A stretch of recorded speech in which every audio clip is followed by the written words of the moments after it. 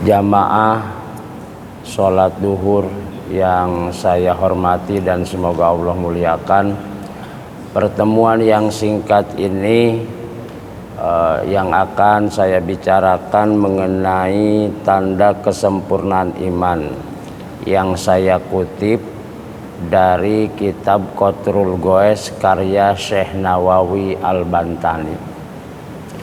Namun sebelum masuk ke pokok bahasan, terlebih dahulu kita petakan dulu antara iman, Islam, dan ihsan. Iman itu bahasanya tauhid, sementara Islam itu lebih kepada fikih dan ihsan lebih kepada tasawuf. Contohnya biar mudah dipahami, sholat termasuk rukun Islam. Karena sholat ini kan yang dilihat gerakannya, namun penggerak sholat itu iman. Jadi Islam itu di permukaan, sementara penggeraknya adalah iman. Nah, lalu posisi ihsan di mana? Ihsan itu lebih kepada penyajian yang terbaik. Contoh, secara fikih, sholat pakai pakaian apapun sah asal suci. Tapi kalau ada tulisan misalnya di punggungnya, misalnya sholat, apalagi jadi imam, sholatnya di punggung sholat, bajunya ada tulisan di punggung, kecap cap sorban misalnya. Nah, ini secara tidak ihsan namanya. Kenapa? Itu mengganggu orang di belakang. Jadi ketika makmum takbir Allahu Akbar, belum baca Fatihah, baca tulisan dulu di punggung orang, kecap cap sorban. Nah, ini kan jadi masalah. Jadi iman, Islam, dan ihsan. Nah, pada pertemuan kali ini lebih fokusnya membahas imannya, penggeraknya. Iman itu tidak kelihatan. Yang kelihatan gejalanya. Seperti setrum. Setrum itu nggak kelihatan. Yang kelihatan gejalanya. Seperti mic ini berbunyi karena ada setrum. Lampu menyala karena ada setrum. Tapi setrum sendiri nggak pernah bisa dilihat. Jangankan kita, PLN aja yang kerja di listrik bertahun-tahun nggak pernah lihat setrum, kesetrum sering. Nah, jadi penggeraknya sama kalau mahasiswa jurusan psikologi, dia kan bukan belajar jiwa sebetulnya, belajar gejala jiwa, karena jiwa sendiri nggak bisa dilihat. Dia melihat dari gejalanya, misalnya mukanya angker kayak batu nisan, oh berarti sedang bermasalah jiwanya. Mukanya berseri-seri, oh berarti lagi senang, kan gitu. Jadi iman ini penggerak, walaupun nanti banyak sebetulnya ada tingkatan-tingkatannya. Ya, jadi nah iman ini kadang naik, kadang turun. Biasanya kalau lagi bermasalah iman naik, sering itikaf di masjid, baca surah ini surah itu, terakhir baca surah tanah. Jadi rajin banget, sholat sunnahnya rajin, karena ada keterangan kalau menghadapi masalah banyakin sholat, kan gitu, banyakin istighfar katanya. Terus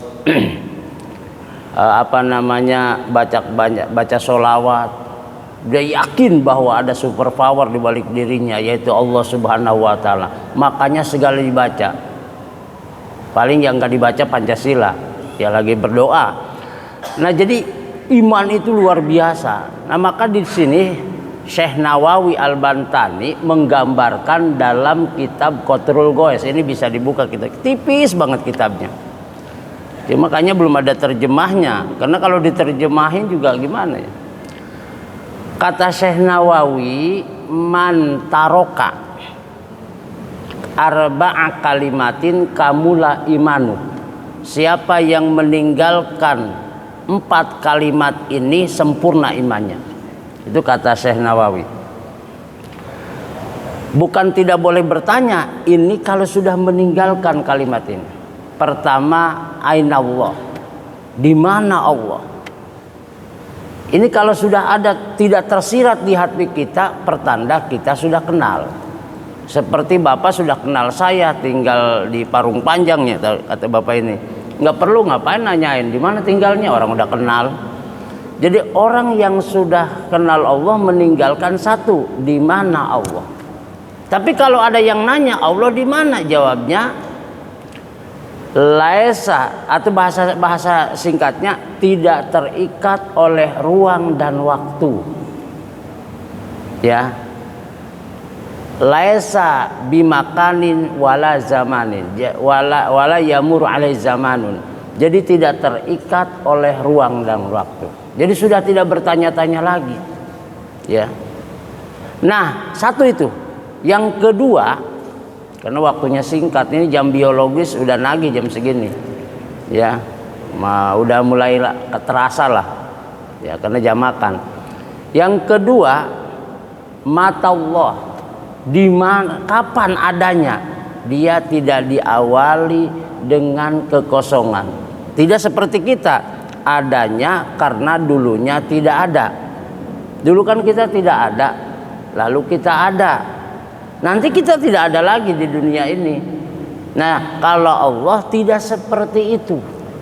Makanya awalun bila ibtidain, kalau bahasa kitabnya begitu. Awalnya tidak ada permulaannya dan akhirnya tidak ada batas. Nah, ketiga, kaifa, bagaimana? Semisal dengan apa? Apapun yang tersirat di hati kita itu bukan Allah. Jadi Allah itu pencipta, maka tidak mungkin sama dengan yang diciptakan. Makanya dalam sifat 20 ada namanya sifat mukhalafatul hawadisi, berbeda dengan yang baru. Logika sederhananya tidak mungkin pembuat meja sama dengan meja. Kalau pembuat meja sama dengan meja, logikanya di mana? Nah, jadi tidak bisa dibayangkan. Laisa kamitslihi syai'un. Tidak ada yang serupa. Walam yakul lahu kufuwan ahad. Kan gitu. Kemudian kalau ditanya berapa jumlahnya, wahid ahad, ya, esa. Maka di sini qul huwallahu ahad. Allah itu ahad. Ahad itu esa dalam zat, esa dalam sifat. Esa dalam zat artinya tidak terbilang dan tidak tersusun.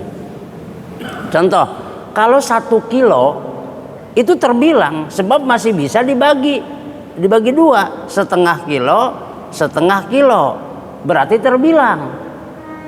Nah, esa tidak seperti itu.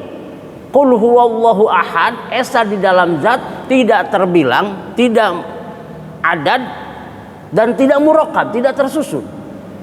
Jadi kalau misalnya beras 1 kilo masih bisa dibagi 2, bisa dijadi 4 lagi. Nah, esa tidak seperti itu. Yang kedua, tidak murakkab, tidak tersusun. Yang sering saya contohkan, kalau Bapak pegang spidol, ada tutup spidol, ada cangkang spidol, ada isi spidol. Yang disebut spidolnya yang mana? Keseluruhan berarti spidol tidak ahad, tidak esa, melainkan murakkab namanya. Ada kepala budi, ada tangan budi, ada kaki budi, ada perut budi. Budinya yang mana? Ya keseluruhan berarti budi murakkab. Tidak ahad, tidak qul huwallahu ahad. Ya. Nah, makanya nanti kan ketika sakaratul maut, katanya, saya juga belum pernah. Ini di kitab, ya, nggak pernah mati. Makanya kalau cerita kematian saya langsung jelaskan dulu bahwa ini di kitab, bukan saya ngalamin. Jadi pas sakaratul maut itu kan nanti menjelma tuh iblis, ya, ngajak-ngajak Tuhan itu tidak esa segala macam. Nah, makanya disunahkan dibimbing Allah, takutnya celaka, gitu. Ya, jadi tanda kesempurnaan iman seperti itu. Iman itu kan ada mengenal Allah lewat akal, itu ilmu tauhid, logika mainannya. Nanti ada mengenal Allah lewat rasa. Makanya ada namanya kontemplasi riyadhah, wirid, Ada juga yang mengenal Allah tidak wirid, tapi dihantam sama Allah, hidupnya dijatuhkan sejatuh-jatuhnya, diinjak-injak. Karena kalau masih ditolong sama orang, kita nggak bakalan ingat Allah, ingatnya yang nolong. Misalnya Bapak lagi kena masalah, minta tolong sama seseorang, ada yang nolong, padahal teman dekat. Minta kesini nggak ada, minta kesini nggak ada, baru di situ ya Allah, baru tuh ingat Allah lewat rasa. Di situ. Ya. Kalau masih mengenal lewat Allah lewat akal, itu masih goyang sebenarnya. Ya, kayak saya nih panggil ceramah, rezeki diatur Allah, pulang gak diongkosin, mikir kurang ajar nih. Berarti baru mengenal Allahnya lewat akal gitu, belum masuk ke rasa. Kalau sudah merasuk ke rasa, contoh para waliullah anteng aja deh. Mukanya berdoa walaupun di atas gunung anteng, nggak pusing. Ya, nah, itu perbedaannya. Tapi ya, kita bertahap belajar lewat akal dulu, mengenal Allahnya lewat akal. Dan iman ini memang naik turun ya. Makanya dampaknya ke ibadah. Kalau lagi imannya nurun, ibadah malas-malesan. Kalau lagi naik, luar biasa ibadahnya ya, sujud sampai lama biar hitam ini jidatnya. Ya, jadi disinilah berusaha kita untuk standar terus, naik terus. Caranya apa? Jadidu imanakum biqaulil la ilaha illallah. Perbanyaklah ucapan la ilaha illallah untuk memperbaharui iman. Karena iman ini naik turun. Karena sebetulnya yang membuat, jadi dengan kita iman kan itu berpengaruh terhadap cara menyikapi hidup. Yang sering saya contohkan kalau nggak lupa lagi, kalau kita iman, misalnya ada orang ngasih singkong lah, kan nggak seberapa. Bagi orang yang tidak bersyukur karena tidak dasari iman, apaan singkong nih, makanan monyet dikasih saya. Tapi bagi orang yang memang melihatnya karunia Allah, alhamdulillah Pak, ini singkong ini bisa jadi macam-macam Pak. Ditumbuk jadi getuk, diiris jadi keripik, dikasih oncom jadi combro, dikasih gula jadi misro, dikasih usus jadi usro. Nah, ini kan cara melihat gitu. Atau yang sering saya contohkan begini, 1,5 juta dengan 500.000, dapat duit dikasih 500.000, dapat berapa? Kurang ajar bos, pelit. Kenapa kasih 500.000? Yang ngatur ditanya, dapat berapa kamu? Alhamdulillah, saya Jumat sore dikasih 1,5 juta. Padahal nominalnya sama, cuma cara menyikapi satu karena iman karunia Allah ini.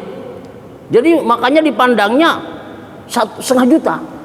Jadi gede, legowo hatinya, otomatis detak jantungnya normal, peredaran darahnya lancar, pengiriman oksigen ke otak bagus. Alhasil 500-nya dimakan semua. Yang satu sesak napas, kasih berapa? 500, kurang ajar, pelit. Nah akhirnya detak jantungnya nggak normal, peredaran darah nggak lancar, pengiriman oksigen ke otak melemah. Alhasil 200 ke puskesmas, 300 dimakan. Ini makanya pentingnya iman, karena cara menyikapi karunia Allah. Ya, karena zaman sekarang nggak kayak zaman dulu. Kalau kita cerita orang tua kita ya, zaman dulu susah banget. Zaman sekarang sebetulnya yang jadi persoalan cara menyikapinya. Ini yang timbul jadi stres. Makanya saya sering menemukan orang stres. Mahasiswa IPB stres ketemu saya. Ini stres. Ada yang stres lagi bidan, seneng sama bidan. Wah, pada stres semua. Ternyata semuanya karena dari iman. Makanya diusahakan terapinya sore dan subuh bacalah la ilaha illallah. Itu terapinya. Kan manusia itu butuh. Ntar dulu, lihat jam dulu ini. Oh iya, 5 menit lagi ya. Jangan, sampai 1 jam. Oh gitu. Enggak, masalahnya takutnya belum makan kelihatan. Apalagi jam begini, jam ngantuk ini duhur itu. Sebetulnya kan kalau menurut ilmu fikih itu Pak, jam 11 sampai jam 12 sunahnya tidur. Kailulah namanya. Tapi jangan diamalkan sama anak sekolah, bahaya. Nanti gurunya pada marah. Kata Profesor Dr. Dadang Hawari, itu kalau jam 11 sampai jam 12 tidur itu terapi jantung. Makanya bapak-bapak biasanya kalau Jumat nyari tiang, kayaknya mau terapi jantung gitu. Jadi Jumat cari tiang nyender kan gitu, mata menyempit, mulut membesar, datang angin sorga ngorok, udah pindah ke alam lain. Baik, jadi kembali ke tadi. Jadi ini disinilah zaman sekarang ini keimanan, karena gini, manusia itu ketentraman hanya bisa diraih dengan iman. Kalau menurut ekonom kan kebutuhan manusia primer, sekunder, tersier itu ekonom, materi semua. Tapi pandangan agama kebutuhan manusia itu satu, ketentraman, yang kedua kesenangan, ketiga kepuasan. Manusia bisa tentram kalau ada imannya. Ala bidzikrillahi tatmainul qulub, hanya dengan mengingat Allah hati jadi tentram. Ini tentram nggak bisa dengan duit. Duit hanya menyenangkan. Jadi tentram itu dengan dekat kepada agama. Makanya sholat tentram, anteng, walaupun pulang ditagih hutang, nggak senang. Nah ini dengan iman ini. Nah banyak orang gundah gulana walaupun materinya banyak, tapi kalau tidak imannya lemah, nggak tentram. Senang iya, tapi senang nggak lama waktunya. Nah kemudian bisa puas kalau berbagi. Contoh sederhananya, bapak punya anak masih kecil, senang mobil-mobilan, beliin, dikasih anaknya, senang banget anaknya, paling 5 menit rusak tuh mobil-mobilan, tapi bapaknya yang ngasih puas. Karena dengan berbagi puas. Maka dalam Islam kenapa ada zakat ya. Dan ini semua baik kesenangan, kepuasan, ketentraman bisa diraih dasarnya iman. Maka harus belajar tauhid di situ sehingga nanti menuju ke kesempurnaan iman, walaupun sempurnanya dari sisi mengenal lewat akal misalnya. Kalau lewat rasa itu ada bimbingan khusus ya. Karena kalau mau mengenal Allah lewat rasa tidak ada pendamping, bahaya. Nanti pas wirid malam-malam, Fulan, dosa kamu sudah diampuni, udah kamu bebas, nggak usah sholat. Kan banyak yang ngaku nabi ya, dari mulai Musaddiq kan dulu ke Bogor ngaku nabi gara-gara naik ke gunung. Karena nabi rata-rata di gunung dilantiknya, nggak di masjid. Nabi Muhammad aja di gunung ya, karena Ka'bah waktu itu kan banyak berhala, di atas Ka'bah banyak berhala. Orang Arab pun sama, tawafnya ke kanan, telanjang, pakai sesajen. Untung belum zaman video. Kalau zaman TikTok waktu itu bahaya itu, loh, dipoto jarak jauh kan bisa divideoin. Nah begitu datang Islam kan dirubah ya, dirubah apa? Mas, kalau kira-kira bahasa Jawanya, ojo ngono tawafnya ngene ke kiri, pakai kain ihram, nggak usah telanjang, cuma pakai kain ihram kan dalamnya nggak pakai celana dalam, makanya biasanya pakai gesper, diikat sekuat-kuatnya. Kenapa? Takut ketarik, terkenal sedunia, kan bahaya itu ya. Nah ini jadi kenapa Rasulullah sampai menanamkan iman 13 tahun 13 tahun di Mekah. Hijrah kan diangkat Rasul 40 tahun. 13 tahun di Mekah. Berarti hijrah itu usia 53. Hijrah tuh. Jadi nanamkan iman itu lebih lama.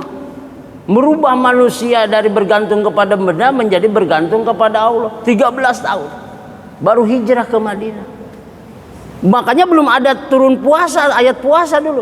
Begitu hijrah ke Madinah usia 55 baru dipanggil orang beriman, turun ayat ya ayyuhalladzina amanu kutiba alaikumusiyam, baru disuruh puasa.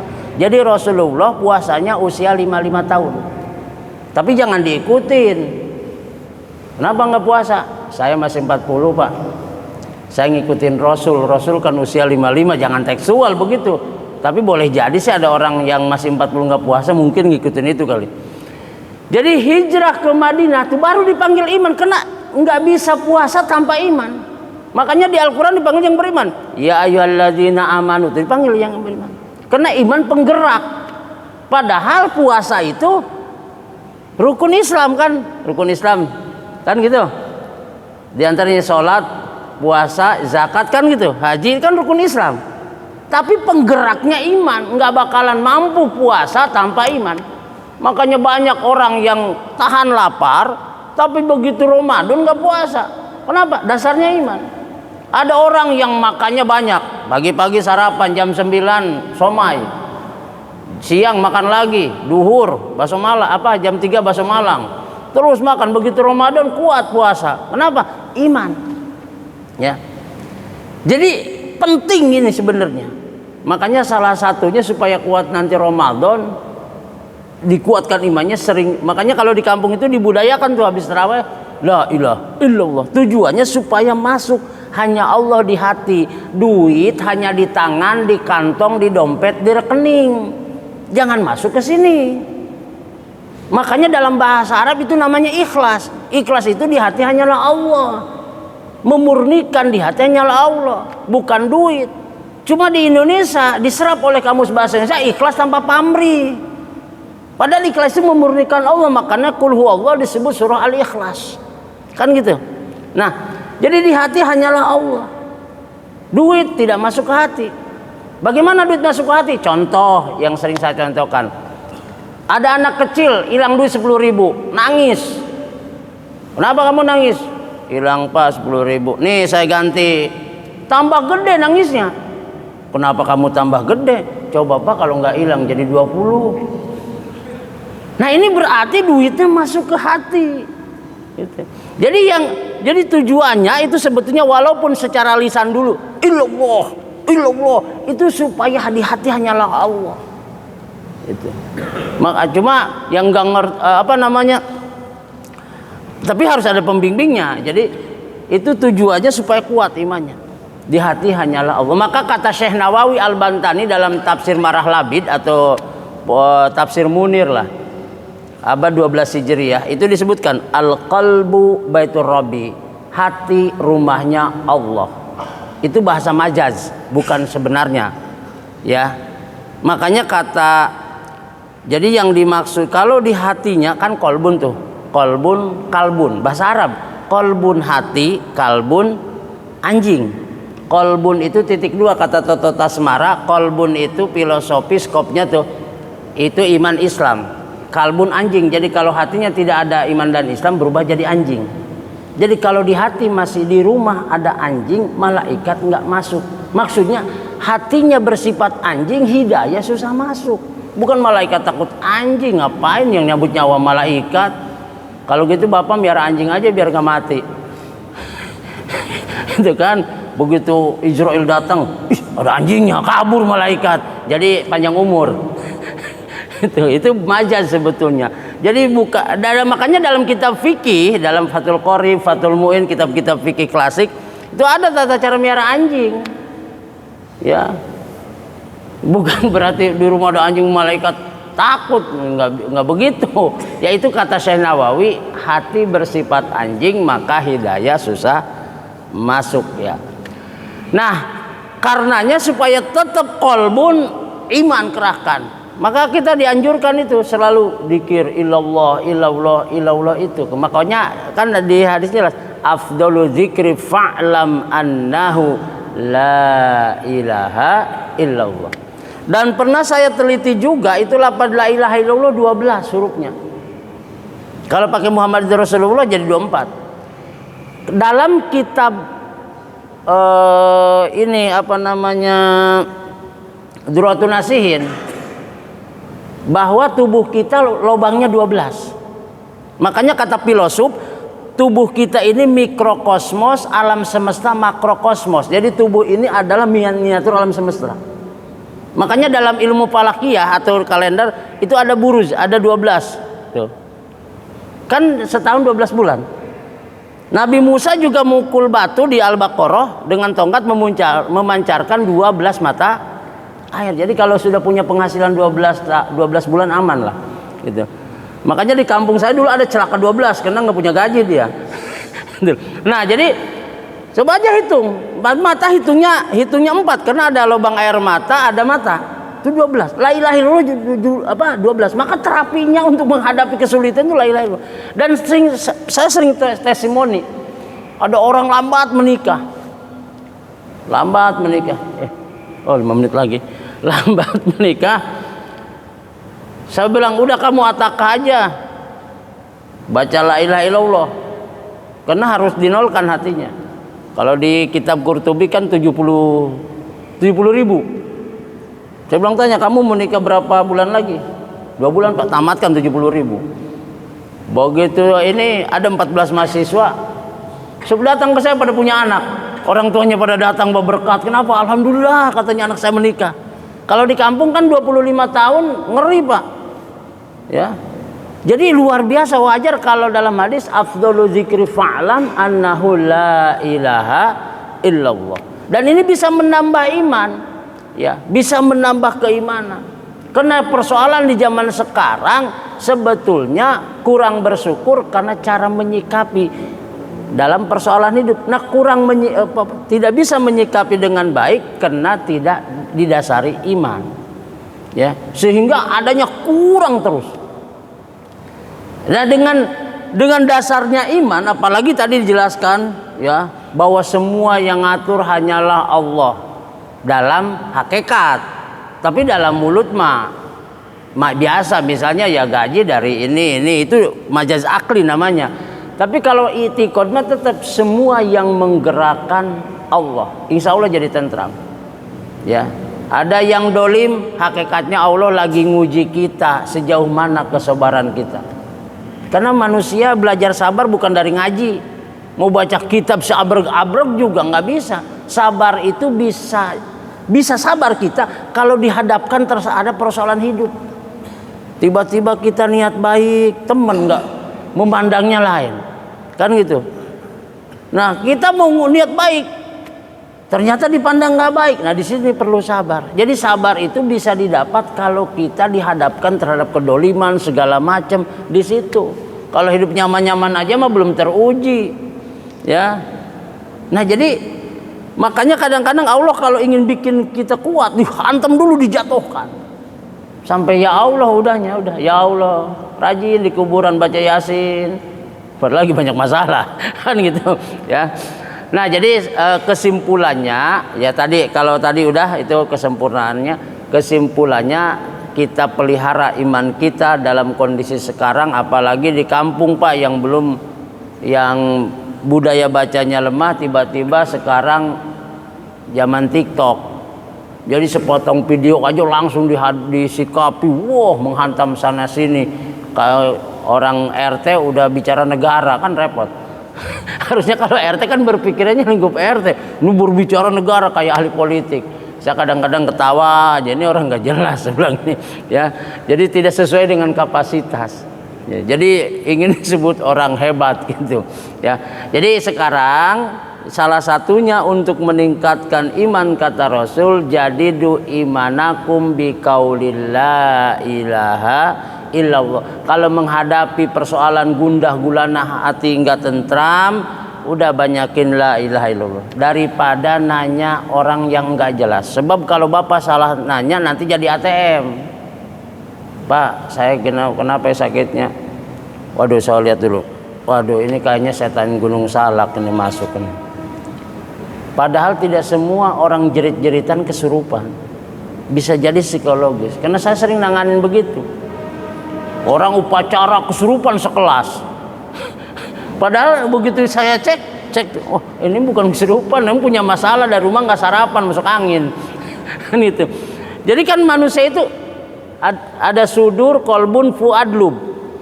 Lub itu ada hati yang paling dalam. Dia bisa merekam kejadian masa lalu, bapak kecewa gini, numpuk, dan itu akan keluar saat menghadapi ada tekanan.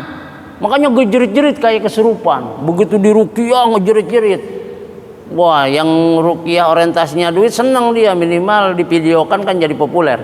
Padahal sebetulnya kejiwaan. Baiklah jamaah sekalian, ini lihat sesuai dengan waktu yang diberikan kepada saya sampai jam 1 pas. Itu saja yang dapat saya sampaikan. Akhir kalam, wassalamualaikum warahmatullahi wabarakatuh. Allahumma sholli ala sayyidina Muhammad wa ala ali sayyidina Muhammad. Allahumma inna nas'aluka ilman nafi'a wa amalan mutaqabbala wa rizqan halalan thayyiba Allahumma ighfir lana dzunubana wa kaffir 'anna sayyi'atina wa tawaffana mal abrar ya aziz ya ghaffar ya rabbal alamin. Rabbana atina fid dunya hasanah wa fil akhirati hasanah wa qina adzabannar. Fadlika subhana rabbika rabbil izzati amma yasifun wa salamun alal mursalin walhamdulillahi rabbil alamin. Wassalamualaikum warahmatullahi wabarakatuh. Atas penjelasannya, atas mudah-mudahan